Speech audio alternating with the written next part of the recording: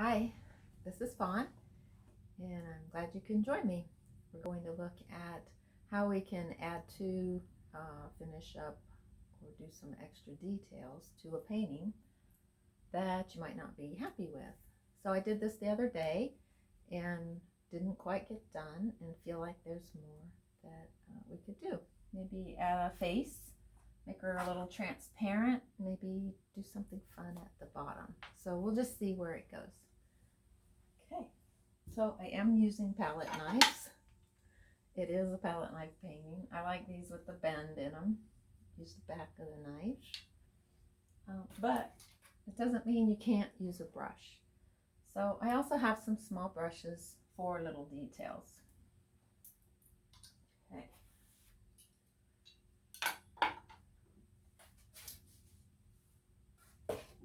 I have a palette of colors, and I'm using Basics, and I'll have the list down below.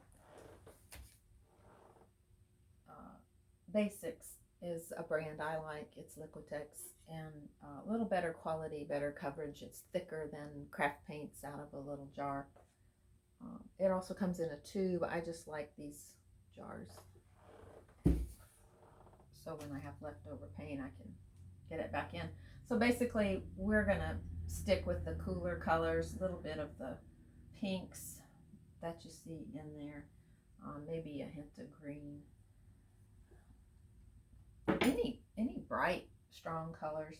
This is water, and just every now and then I spritz it gently, kind of away, not down on there. I don't want puddles. It just helps keep it a little bit moist. This paint has been sitting in a container. Let me show you. Ta-da!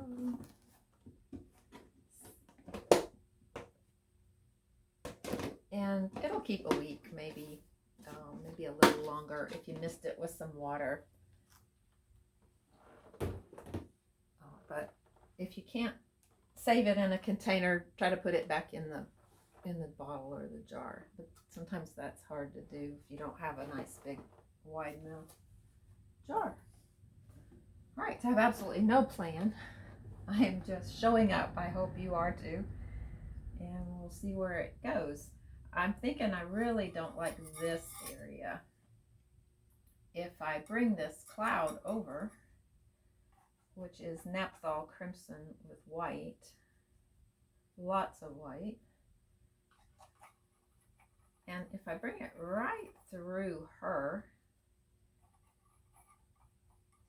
I will get a little more of a transparent look, hopefully. Especially if I continue it over here. So it's a little harder because the paint is dry, so I have to kind of use a little more paint. I am really bad about not using enough paint. It works much better if you just get a good glob on the back of that knife, slap it on there. I tend to be a little bit hesitant, and I over mix or stir. See how I'm stirring.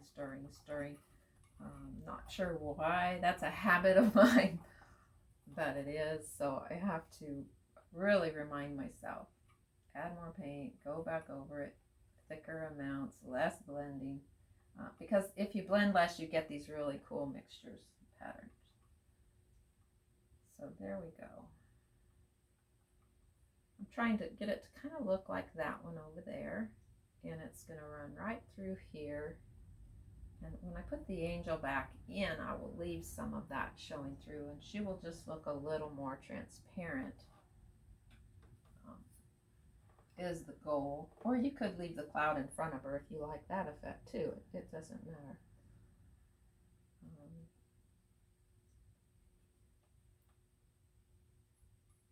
A little more of the blue that's around her. Here, this blue here can go kind of in there. This is Phthalocyanine, I believe is how you say it, blue right in here. There's some brown showing through. I'm trying to cover. Okay. So she's becoming a little more transparent. I'll put a little more white there also. Now, the problem with getting her a little more transparent up in the wings is it will turn green with all the yellow and blue makes green. So I kind of like the pinks in there. So if I wanted the wings to be more transparent, I would probably put more pink. So let's try that. Just a little more of a pinkish tone in there. I think what I would like is to have her less visible and more of a discovery, like she's there, but you don't really just see her so clearly, so quickly. I think I want things to kind of show up more than she does right at first. Kind of once you see her, that's all you'll see usually. So really too dark in there yet. So I just wanted you to see you can go over it even though it's dry. It looks better wet and wet. If you can get a wet and wet look, it's usually better. So if I'm going to add blues up in here with the pinks, I would switch to my Ultramarine Blue, which mixes better with pinks. Just gives it more of a lavenderish shade than a grayish shade of purple when they intermix. I'm not trying to intermix them too much, just that I know it will look better if it's not all this one color. I like to change up my colors. So her wing's a little bit large there and there, so I'm thinking in my mind I will just take that down a little bit. Take it away a little bit.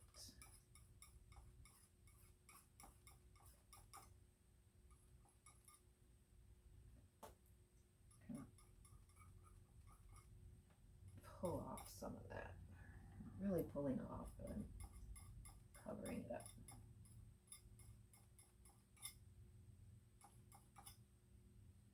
And again, that's just a little too big.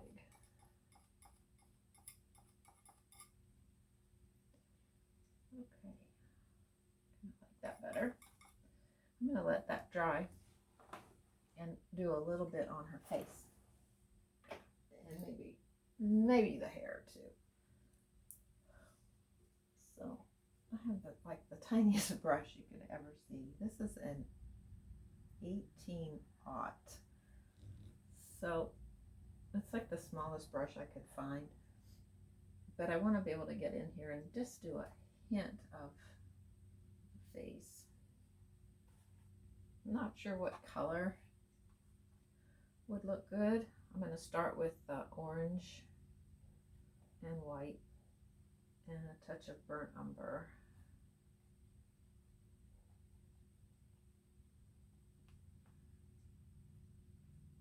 I don't usually like to mix with my brush. You can kind of pull instead of stir. It usually isn't too bad. It's a bad habit, but it seems to be one that most everyone struggles with. You just want to pick the colors up, but it's always better if you can use your knife and mix your little color and not destroy your brush.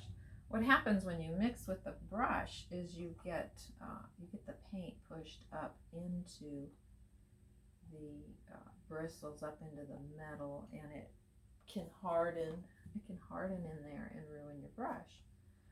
So again, I'm trying to just pull, not stir, and get that color in there.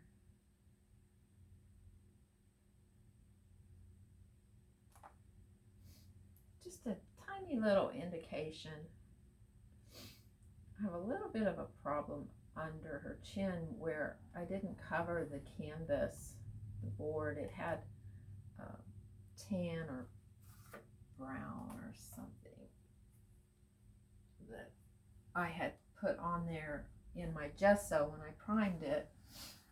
prime and sand it with sandpaper after it dries and prime it again. So it's a nice smooth surface, but got quite a bit showing through, and it doesn't bother me in most places, but here it's bothering me because it makes it hard for her face to show up.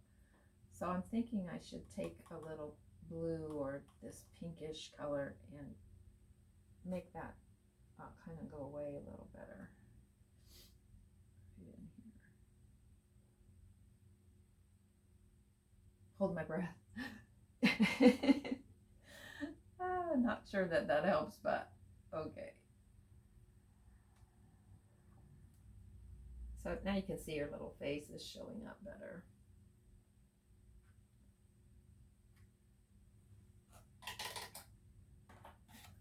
All right. Another thing, this is a little bit different brush. This is a liner brush. It has a longer tip, longer bristle for the hair. So you can go lighter or darker. Again, skin tones can be lighter or darker. I'm just trying to give you how you would do it. Your colors are totally up to you.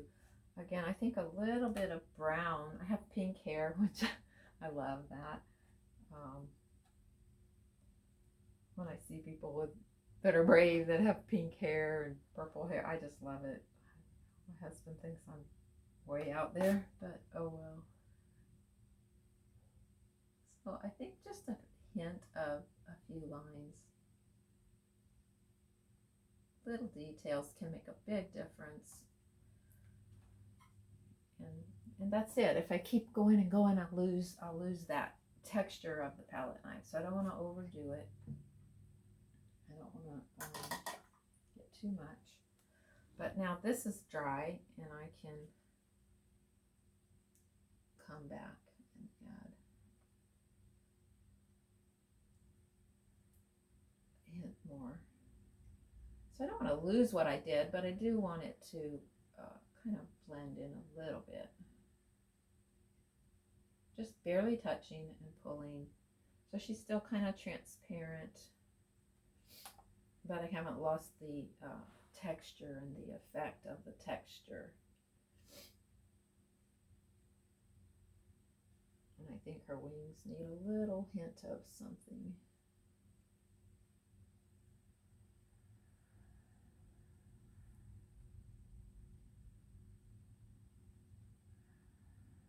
There, like that. And again, you don't know how many times I tend to overdo it. I get carried away. It looks good, so I add more and more and more, and then I'm like, oh, I gotta take that out. So just start with small amounts and see if you like it, and go from there. I'm trying to just use the paint really thick, and if it's too thick, you kind of pull away, put it on and pull away like a twist.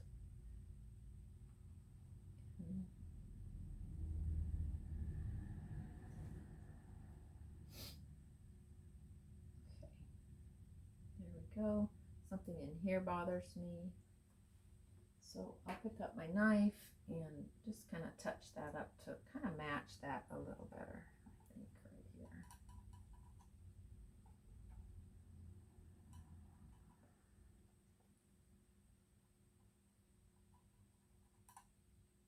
I like pink. Pink's one of my favorite colors. You can kind of tell if you look at my paintings. Pinks and blues. I love teal too. That's really pretty color. So I'm not real happy with that. So I'm going to put a little white in there. See if that helps. Bump that edge up. Clouds are bumpy. They're not all smooth and perfect. Okay. So I still have my cloud in front of my angel. If I want to change that, I've got to put the blue, just a little bit of that same color blue coming in front.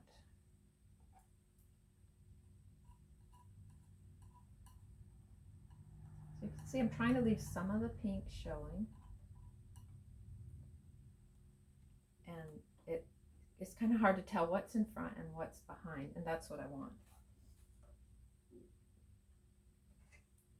If you want a thin edge, you instead of flat, you tip your knife. Gotta have some paint on there. Trying to get it on the edge. And then I'm tipping it.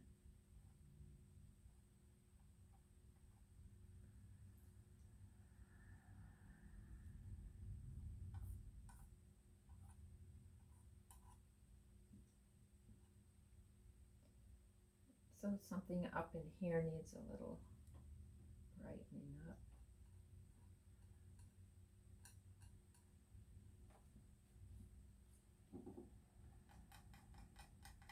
And a little more of that phthalo blue and white.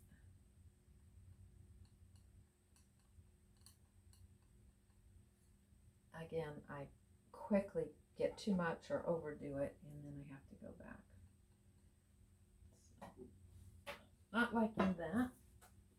This is my eraser rag. This is an old t-shirt I cut up. It's nice and soft and strong. And I dip my tip of my finger in water and wipe off.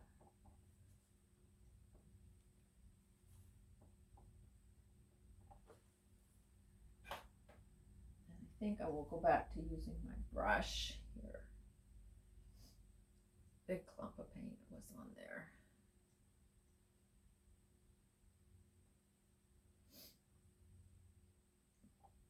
Fingers work good too. Okay, I'm going to just leave that alone for now. When you're not sure and you can't really tell if you like it or not, a good idea is to flip it over and just kind of view it from a different angle and look at the overall instead of just what you're working on, and your eyes will kind of see it differently because you're not so focused in that one area. These little tricks that I do a lot. Okay, I want to come down to the bottom now. I think I'm going to raise this up for you just a little bit.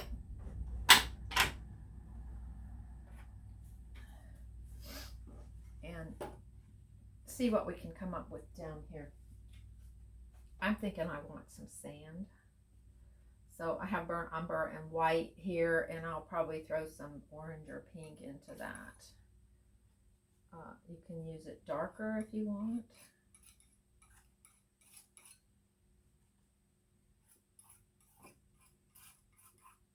I'm not sure why I want sand and water and beach, but it just struck me that way.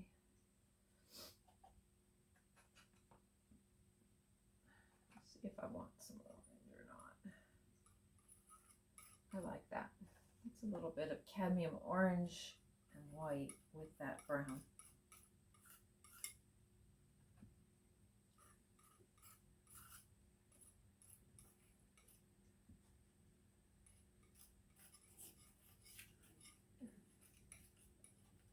All right, so everything's turning straight.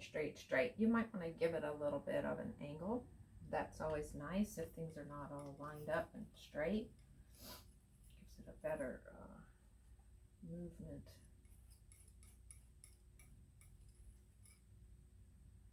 Okay.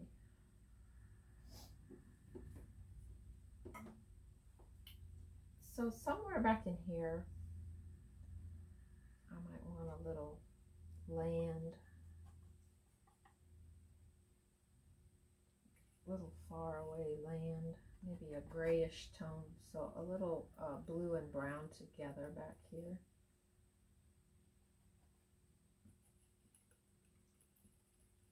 Kind of tapping, tap, tap, tap, pulling and tapping. The little bit of light blue, that's ultramarine blue and white, gives it distance. Makes it look farther away.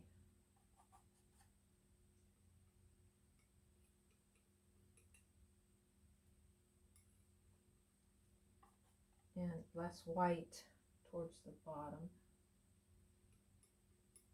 Darker. I'm not getting enough paint here, is why I keep going back over it. There we go. Slap it on there. bigger amount. A little more of that light blue for distance.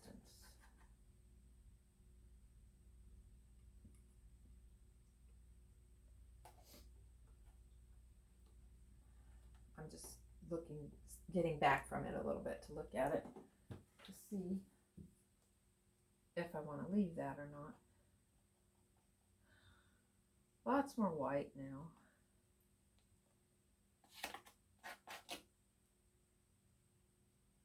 Again, I'm trying to tip the knife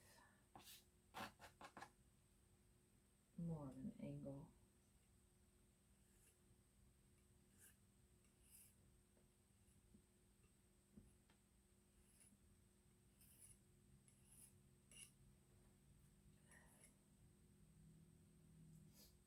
There's a nice blue shadow there. I'm going to put a little white over the top of that. And that will look a little more like a wave. And then I want something over this sand. A little light blue, I think.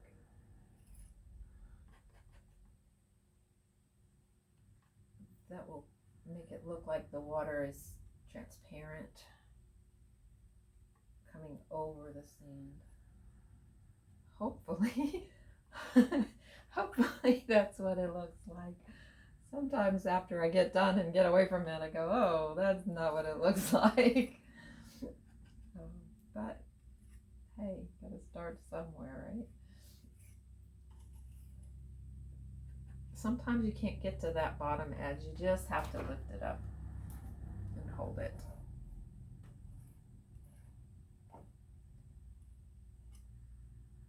Okay. I like that.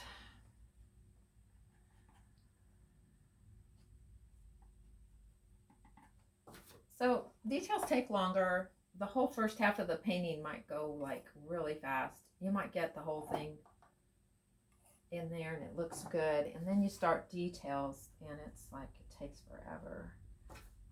But it's really worth it to slow down and take your time and add the extras. It's just makes the whole painting jump, have more interest. All right, so I have some bright white now. I was using light blue. I have some bright white now. I think a little hint of will look good also. Again, I'm trying not to go perfectly straight. As things get further away, they get a little more straight. If you put any back there, you keep them really small and thin and more straight. As you come down, things get closer. They can wobble more, they can move, and they can get bigger. So the amount of paint is more on the knife, and the angle can change. And you can kind of let your hand shake a little bit. Doesn't have to be all perfect and smooth. Okay. Not sure if I like that area yet, but overall I think it looks better. I'm going to fix the top, which I know you can't see.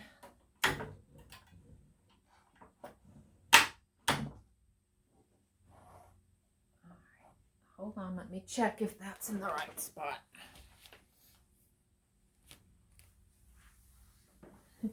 Yes, it is. Okay, and that was just ultramarine blue. Not very much white at all, but I am going to add a little white. Because when you put a color over a color, it dries darker. So I want a little bit of white, lots of ultramarine blue, and I'm just fixing these places that I missed that aren't working out so good there. Now the edges don't usually matter if you're going to frame it, and it is a good idea to frame your work. It protects it, finishes it, but if you don't feel it's worthy of a frame and you're not going to do anything with it, then you might want to fix those edges because they're going to show up more without a frame. So a frame protects the painting, really makes a difference. I have some that weren't framed that got all scratched up, and I had to go back and repair them. I want to put my name on it. I don't want my name on the edges. You don't want to have it on the edge because, again, if you frame it, you're going to lose about 1/4 of an inch on all the edges. So you want to get your name in the painting with a color you've used in the painting. So this nice dark grayish blue would look good. Any of these dark blues, maybe that pink. I don't know that that would show up. But pick a color that's in there. Don't put something outrageously dark bright orange when there's no bright orange in the painting. White would work good there. But I'm going with the dark blue, I think. And either side, try to keep it small, and practice on a plate or something, and get good at it before you put it on there. So that got a little bit big and smudgy, so I will wipe it off. If the painting underneath is dry, it won't hurt a thing. If it's real wet, you'll take off that last layer of wet.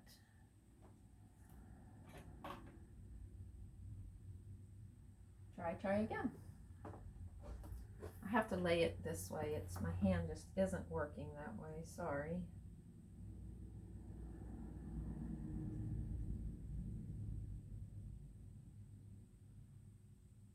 So your signature says that you like it, it's finished, you're happy with it.